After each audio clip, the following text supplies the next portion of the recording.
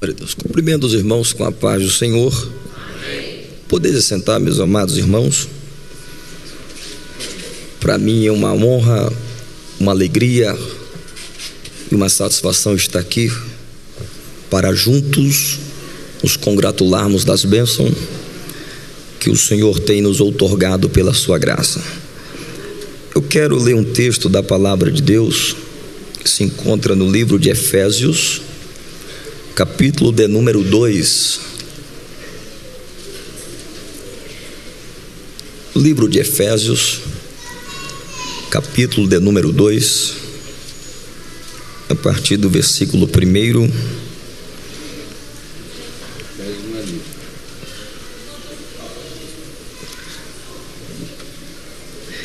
Capítulo de número 2 e versículo 1. Quem achou, diga amém. Amém. Diz assim a bendita e preciosa palavra de Deus: Ele vos deu vida, estando vós mortos nos vossos delitos e pecados, nos quais andastes outrora, segundo o curso deste mundo, segundo o príncipe da potestade do ar, do espírito que agora atua nos filhos da desobediência, entre os quais também todos nós andávamos outrora segundo as inclinações da nossa carne, fazendo a vontade da carne e dos pensamentos, e éramos por natureza filhos da ira, como também os demais. Mas Deus, sendo rico em misericórdia, por causa do grande amor com que nos amou, estando nós mortos em nossos delitos, nos deu vida juntamente com Cristo. Pela graça sois salvos, e juntamente com Ele nos ressuscitou e nos fez assentar nos lugares celestiais em Cristo Jesus, para mostrar nos séculos vindouros a suprema riqueza da sua graça em bondade para conosco em Cristo Jesus. Porque pela graça sois salvos mediante a fé, e isto não vem de vós, é dom de Deus, não de obras, para que ninguém se glorie. Amém? Meus amados irmãos, quando nós paramos para meditar na palavra de Deus, e precisamente no amor de Deus para a vida do ser humano, quando nós paramos para ver o que Deus nos proporcionou, nós podemos observar que Deus, ele tira de dentro de si duas grandes riquezas e dois grandes patrimônios que Deus tem consigo, que é o patrimônio da misericórdia e outro da sua graça. Quando nos deparamos com esse texto bíblico, a Bíblia diz que nós recebemos vida, nós fomos vivificados quando nós estávamos mortos em delitos e pecados. Quando todos nós sabemos que todo homem, quando ele veio a este mundo, ele não veio para servir ao pecado e nem muito menos ao erro.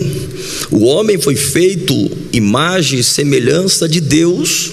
Deus colocou o homem no jardim do Éden para plantar e cultivar e regar toda a terra.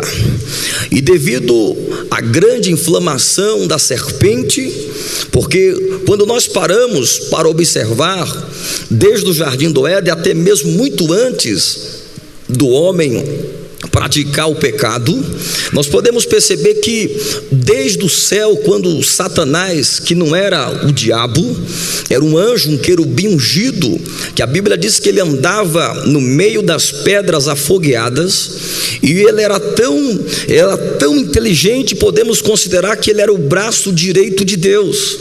O arcanjo Miguel, ele foi surgindo, a Bíblia diz que o querubim do capítulo 28 de Ezequiel, ele andava entre as pedras afogueadas e devido aos seus movimentos saía sonidos. Ele era um braço direito de Deus, e a Bíblia conta-nos que surgiu dentro do seu coração o intento de ser igual ao Altíssimo e se tornasse igual a Deus.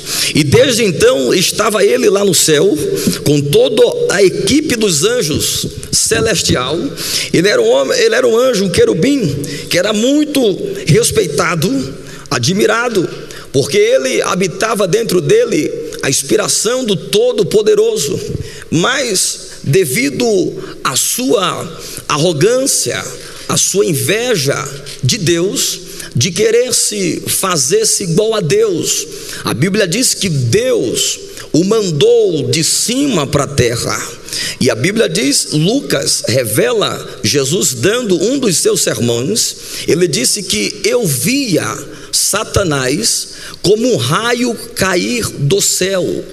Por isso, até uma época atrás surgiu a novela O Anjo que Caiu do Céu. O anjo que caiu do céu fala-nos do próprio diabo, deste querubim ungido. Este querubim foi detido pelo próprio Deus de não permanecer entre os anjos e foi mandado para a terra. E por isso, desde então, ele perturba a vida da serpente. Então a serpente, como era astuta entre todos os outros animais da terra, a Bíblia diz que ela seduziu a Eva com uma coisa chamada engano. E desde então Eva, sendo enganada, e também seduziu ao marido Adão a cair em transgressão. Então a partir de então todos estavam debaixo de uma sentença condenatória. Ninguém, a partir de então, todo homem que foi nascendo, depois de Adão, quando ele teve os seus filhos, todo homem que vinha, toda criança que vinha ao mundo, já vinha sentenciado pelo pecado, herdado de Adão e herdado também de Eva. Então nascia uma criança, ela já nascia contaminado pela própria natureza do pecado. E nós podemos perceber que daí então o curso da humanidade, os principados e as potestades, eles começaram a reinar desde então, quando foi expulso do céu. E a Bíblia Sagrada diz que foi com ele a terça parte, porque ele era muito sagaz e continua sendo sagaz e perigoso, inteligente, e ele conseguiu persuadir a terça parte dos anjos para que o acompanhasse.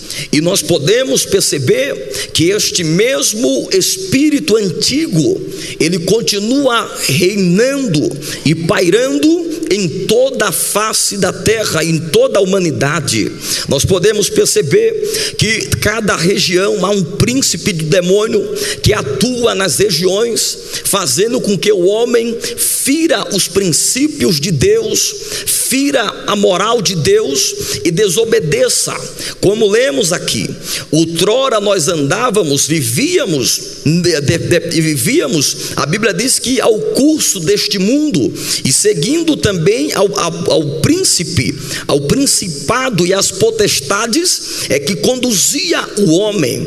Desde então podemos perceber que todo homem, toda mulher, quando ele vem ao mundo, ele precisa de acontecer e de acreditar em Deus, para que possa acontecer um milagre na sua vida. Todo homem, quando nasce, ele não nasce, aleluia, sabendo ler nem escrever, mas nasce com a semente do pecado dentro dele, herdado por Adão. Outrora, nós podemos perceber que hoje existe aula para tudo. Existe aula de violão, existe aula de bateria, existe escola de inglês e espanhol para você aprender o inglês e espanhol.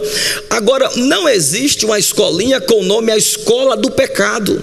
Não existe alguém, um filhinho, pegar um caderno de dia, amanhecer de madrugada ou de manhã cedo, toma um café, pega o caderno, pega o lápis, e o pai pergunta: você vai para onde, meu filho? Não, eu vou para a escolinha do pecado. Para quê? Para aprender a pecar. Não, o homem não precisa ir para a escola do pecado, porque na escola do pecado não existe aluno, todos é professor.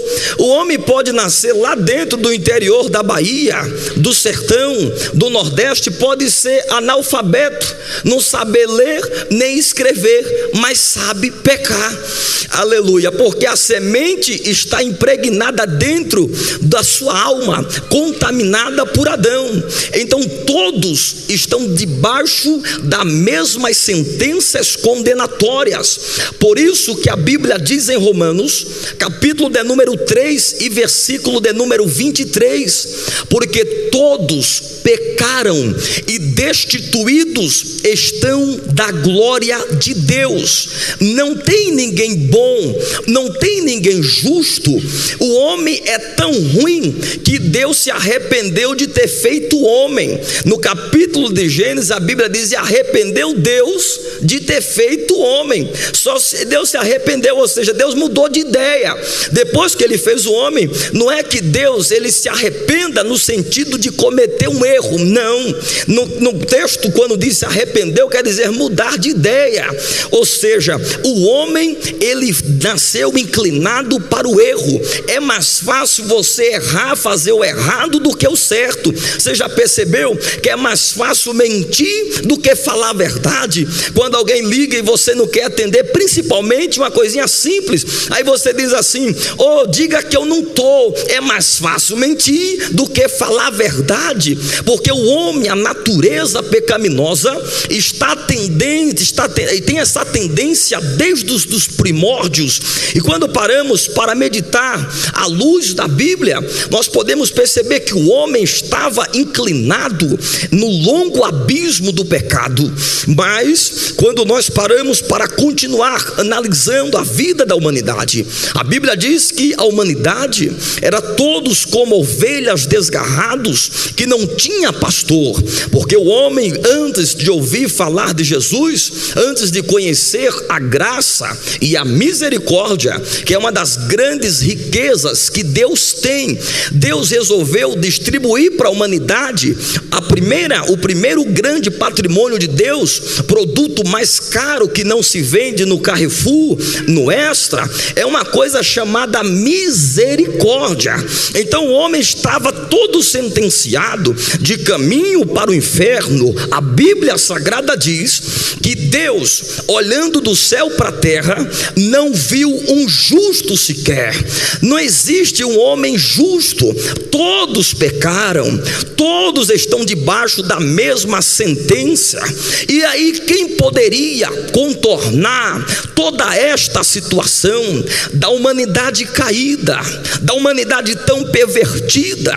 Pode perceber que é mais fácil. Paulo disse: o bem que eu quero fazer eu não faço, e o mal que eu não quero, este eu faço. E se eu não faço aquilo que quero, já não é eu que faço, mas sim o pecado que habita em mim. Já percebeu? É uma luta para você fazer o que é correto, para fazer o que é certo.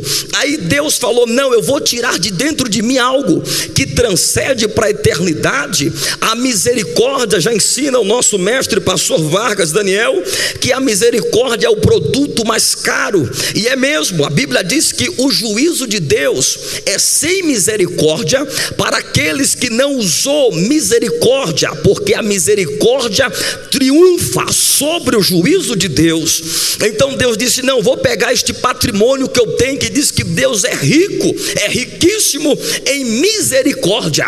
Deus tem muita misericórdia. A palavra misericórdia, ou seja, misericórdia misericórdia, você ter misericórdia de alguém, é você colocar o miserável dentro do teu coração. É o miserável dentro do coração, é a miséria dentro do coração. Então quando Deus ele tirou o seu patrimônio, dizendo: eu vou pegar um patrimônio que eu tenho, que é a misericórdia, e vou ter misericórdia de toda a humanidade caída, pervertida na imoralidade, porque o homem só sabe pecar, mentir, roubar, se prostituir, fazer o que não presta, porque os principados, o príncipe deste mundo, chamado Satanás, estava um dia, vieram os filhos de Deus, e quem veio no meio? Satanás, vagabundo, não tinha o que fazer, estava passeando e rodear a terra. Aí ele só seduz o homem ao pecado, ao erro. É o diabo que manobra toda esta massa humana. Se você vê, tem regiões que existe príncipe, o príncipe da Pérsia. Quando Daniel orava,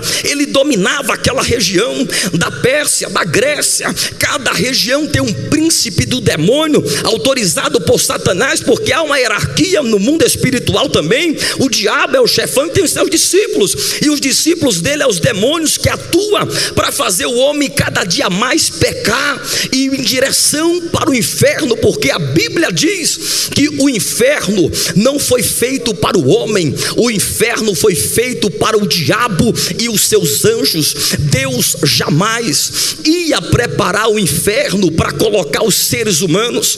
Deus não fez o inferno para o homem, Deus não fez o inferno para a mulher, Deus fez o inferno para o lugar de Satanás, é lá dentro do inferno.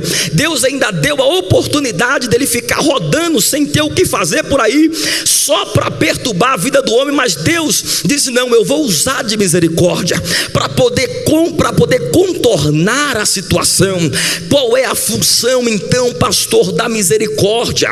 A misericórdia, ela veio para cancelar as sentenças estabelecidas pelo pecado, porque o salário do pecado, você praticou o pecado, qual é o salário? A morte. Pecou, então qual é o meu salário? A morte. Morte é separação das partes imateriais da parte material, é separação. Então o salário do pecado é a morte, mas o dom gratuito de Deus é a vida eterna em Cristo Jesus. E Deus disse: não, eu vou contornar esta situação. Como? Cada dia o homem indo de mal a pior. A Bíblia diz que este mundo está cambaleando como ébrio. Este mundo, a cada dia que se passa, nós podemos perceber que o diabo está reinando de uma veemência poderosa. Mas a igreja continua aqui, e aqui na igreja tem o produto mais caro, que é o produto da misericórdia, que não se compra com dinheiro, não se compra com a prata, com ouro. É a misericórdia do Deus Todo-Poderoso que está aqui nesta noite. Você está aqui por causa da misericórdia. Então antes você estava condenado, préstimo aí de caminho para o inferno. Para onde você vai? Estou indo para o inferno. Porque o homem sem Deus, sem Jesus, ele vai a passos largos para o inferno. Não adianta tentar fugir desta realidade. Não adianta dizer: ah, porque eu não faço nada, pastor, eu sou caridoso, eu sou isso, eu sou aquilo. Não tem problema. A misericórdia de Deus, dada de livre, espontânea vontade, porque a misericórdia, a Bíblia diz no Salmos 23 e versículo de número 6, que a bondade e a misericórdia do Senhor me seguirão todos os dias da minha vida, e eu habitarei na casa do Senhor para sempre, por longos dias. A misericórdia e a bondade está te acompanhando, e é por esta misericórdia que você está aqui hoje. Não é porque você queria estar aqui, porque Deus disse: não, eu vou fazer com que ela te siga.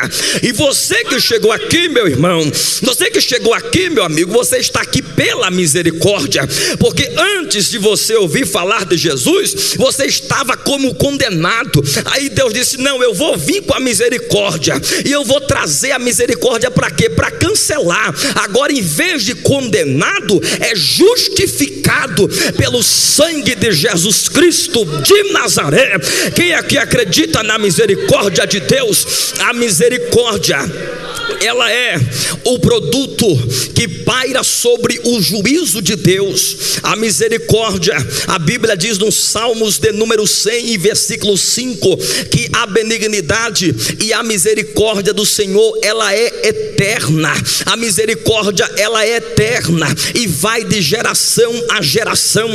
Deus, ele tem dentro de si uma fonte de misericórdia, e por isso nós olhamos para Deus, nós enxergamos a misericórdia. Então por isso que Jesus disse: bem-aventurados misericordiosos, porque eles alcançarão misericórdia. Tenha misericórdia deste homem caído, deste teu vizinho que muitas das vezes está na bebida, na cachaça, na miséria, precisando de você para resgatar aquela vida. A misericórdia